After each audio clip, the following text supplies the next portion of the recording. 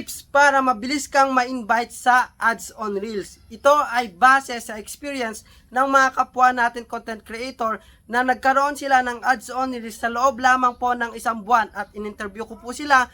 Pare-parehas po lahat ng sagot nila.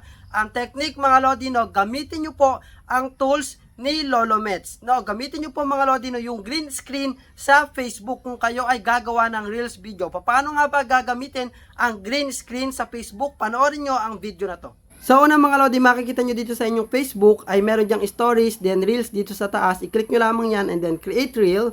Then dito sa taas meron po siyang mga menu. I-scroll down nyo po pa right side. Meron po dyang green screen.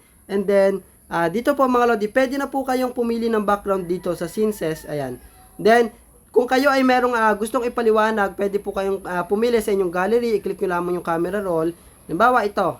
So ayan mga Lodi, no, kapag nakapili na po kayo ng inyong background, pwede nyo na pong i-select yung done.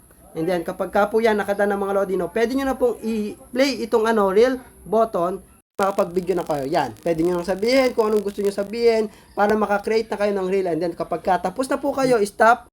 And then click nyo na lamang po yung next. And then dito, pwede na po kayong maglagay ng title kung ano yung gusto nyo i-describe. Okay? Siyempre, wag mong kalimutang i-share ang video na to para naman aware mga kapwa natin content creator. At i-follow na rin ako para updated ka sa aking mga video tutorials. Thank you!